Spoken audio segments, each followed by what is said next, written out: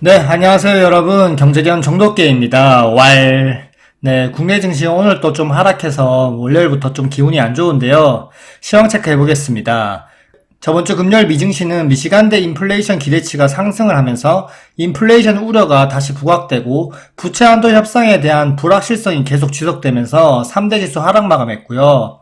다우지수 0.03% 하락 마감, 나스닥 0.35% 하락 마감, S&P 500 0.16% 하락 마감했습니다. S&P 500 추세선 그어놓은 거 보실게요. S&P 500 일봉 차트인데요. 일봉 차트에서 아직까지 21선을 버텨주고 있습니다. 21선을 버텨주면서 61선 위에서 놀아주고 있기 때문에 아직까지 폭락은 하지 않고 있고 지금 계속 부채 한도 협상이 어떻게 되나 관망하고 있는 걸로 보이고요. 그리고 추세상으로 추세 하단에서 계속 밑꼬리를 달고 올라와주고 있는 모습은 고무적인 모습입니다. 네, 주봉 한번 보실게요. 주봉을 보시면 지금 1, 2, 3, 4, 5, 6주째 지금 흐지부지하게 버티고 있는 장세인데요.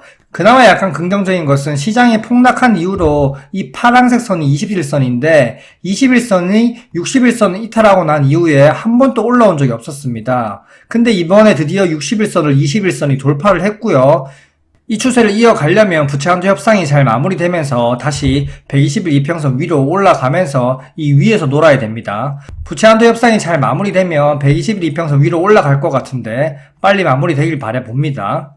네, 다음은 금요일에 발표했었던 미시건대 인플레이션 기대치를 한번 보실게요. 인플레이션 기대치는 4.5%가 나왔고요. 전월 4.6%보다는 소폭 내려갔지만 그래도 예측치보다는 좀 상회했고요. 5년 기대 인플레이션을 보시면 이전 3%대에서 실제 3.2%, 예측치보다 또 훨씬 높게 나왔습니다. 저번 주에 소비자 물가지수 CPI 그리고 생산자 물가지수 PPI가 예상치를 하회했음에도 불구하고 인플레이션 둔화폭이 상당히 느리게 가고 있다는 걸 보여주고 있고요. 이렇게 가다 보면 내년에도 금리 인하를 하지 않는 게 아닌가 이런 거에 대한 우려가 좀 나오고 있고요. 지금 대외적인 상황으로는 전쟁 그리고 부채 한도 협상이 있고요. 좀 쉽지 않은 장세입니다. 이번 주에 또 주요 일정을 한번 또 보실게요.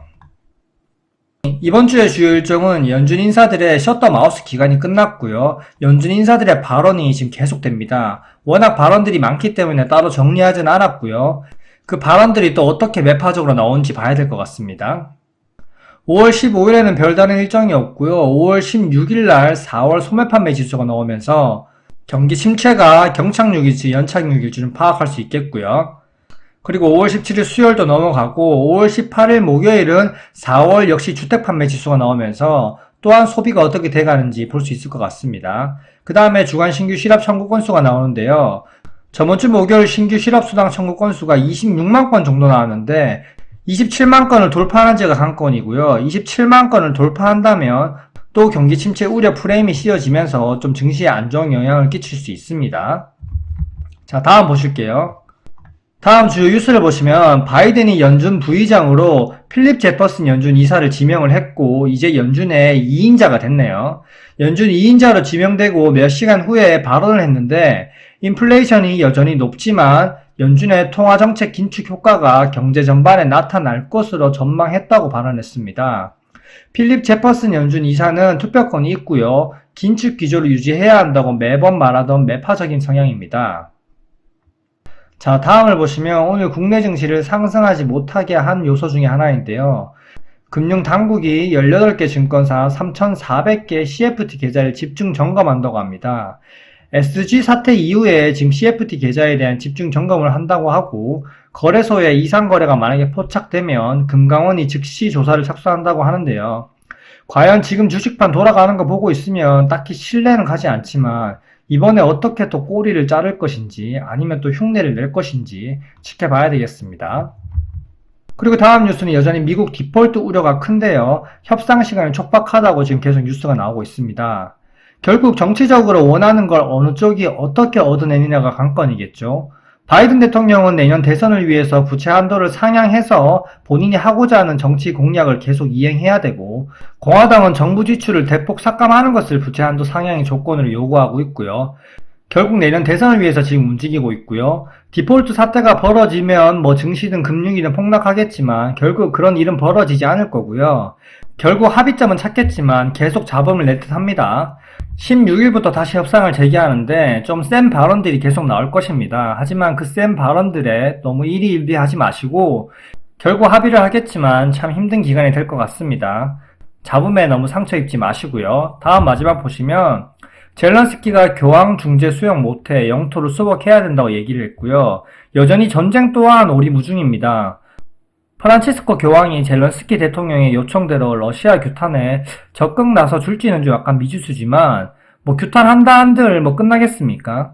이제 서방에서도 우크라이나에 무기 지원을 하고 있고요.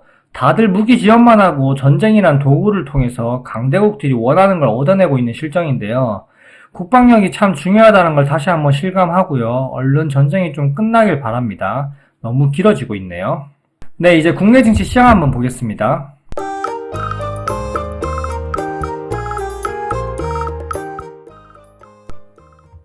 금일 국내 증시 시장을 보시면 코스피 0.16% 상승 마감, 코스닥 0.96% 하락 마감했습니다. 상승 종목 수가 양시장에선 거의 300여 개였는데 하락 종목 수가 양시장에서 월등히 많았고 그 중에서 코스닥이 좀 많이 깨졌습니다. 거래소 코스피를 보시면 기관이 담았고요. 코스닥도 기관이 소폭 담아줬고 외국인은 코스닥에서 연일 계속 팔고 있습니다. 2차전지 섹터에서 계속 자금이 빠져나가고 있는 걸로 추정되고요. 지금 원달러 환율이 1335원을 돌파해서 또 1337원입니다. 원달러 환율도 지금 쉽게 꺾이지 않는 모습인데요. 원달러 환율이 1325원 밑으로 떨어져야 되는데 부채한도 협상이 계속 지지부지한 이상은 원달러 환율이 쉽게 떨어질 것으로 보이진 않네요. 네, 실용장고 현황 한번 지금 파악해 보겠습니다. 실용장고는 5월 12일 기준으로 약 120억 정도 하락한 18조 6,500억 정도인데요. 에코프로 삼형제가 무너지면서 2차전지 섹터의 투신도 같이 무너지면서 신용장고도 계속 해소가 되고 있네요. 신용장고를 17조까지 떨어뜨릴지 아니면 18조 5천억 부근에서 다시 턴을 하면서 올라갈지 지금 증시 상황으로는 17조를 볼 것 같은데요. 한번 이 추이도 지켜봐야 되겠습니다. 다시 국내 증시 돌아가 보실게요. 시가총액 상위 종목 보시면 코스피는 그래도 대형주가 그나마 지수 방어를 해줬는데요. 코스닥은 지금 계속 연일 무너지고 있습니다. 에코프로와 에코프로비엠이 연일 하락하면서 지수 하락을 견인하고 있는데요. 코스피, 코스닥 차트 한번 보시고 에코프로 차트도 한번 잠깐 보실게요. 네, 코스피 일봉 차트인데요. 코스피는 일봉상에서 2485포인트 이 부분을 이탈하면 61선, 이 라인이 61선이거든요. 61선 부분을 테스트하러 내려가겠다고 했는데 61선을 테스트하면서 아래 꼬리를 달고 올라와 줬습니다. 이 부분이 지금 차트상으로 2470포인트 되는데요. 주봉 한번 보실게요. 주봉에서 2470포인트를 체크해보면 딱 60주 이평선이 맞닿는 자리고 20주 이평선이 올라오는 자리입니다. 이 부분을 꼭 지켜줘야 된다고 말씀드렸는데 다행히 지켜준 건 그나마 고무적입니다. 자, 일봉상으로 다시 돌아가시면 이번 주는 약간 상승해줘서 2490포인트 약 5일선 정도를 돌파해줘야 되고요. 그래야 하락이 좀 진정됐다고 볼 수 있겠네요. 다시 코스닥 차트 한번 보실게요. 네, 코스닥 일봉 차트인데요. 코스닥은 여전히 2차전지, 에코프로 삼형제의 하락으로 관련 섹터를 쭉 끌어내리면서 지수 하락도 이렇게 견인하고 있습니다. 그나마 오늘 아래 꼬리를 달아줬지만 아직 안심할 단계는 아닙니다. 일봉상 61선을 지금 이탈했고요. 이탈하고 회복하지 못하면 제가 815포인트까지는 열어둬야 된다고 했는데 815포인트 부근에서 마감해줬습니다. 자, 주봉을 한번 보실게요. 주봉 보시면 이번 주에 주봉상 60주 이평선, 20주 이평선이 여기 790포인트 리스크 대비를 해야 되고요. 이번 주는 790포인트 이 부분을 지켜주는지가 가장 관건입니다. 여기서 차트상으로는 리턴을 해줘야 되거든요. 근데 대외적인 상황으로 아직 자본이 많기 때문에 리턴 해줄지가 관건이고요. 이번 주는 이 부분을 지켜주는지가 체크 포인트겠습니다. 대외적인 이슈와는 관계없이 신용장고를 해소하려는 움직임을 계속 보여주고 있는데요. 지금 환율도 높고 부채한도 협상 디폴트 우려도 있고 지켜봐야 되겠고요. 아직까지 추세가 하락 추세로 전환된 것은 아니지만 지금 조정이 상당히 깊네요. 자, 에코프로 차트 한번 보실게요.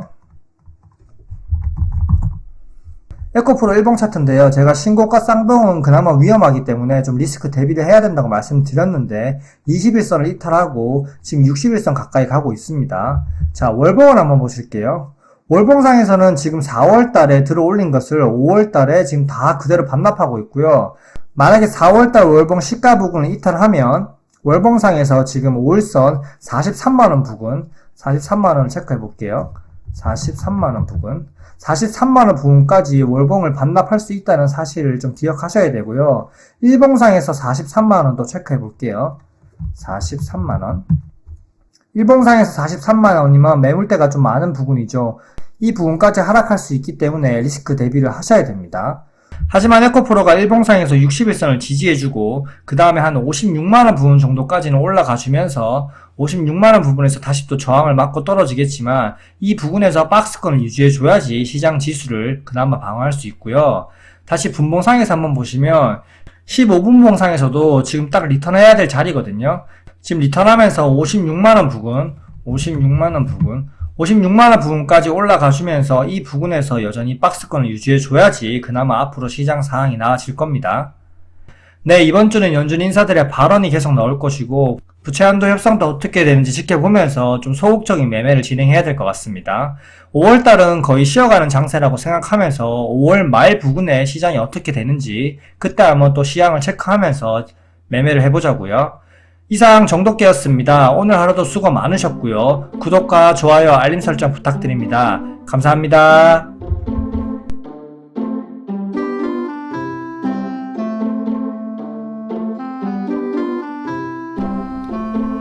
와이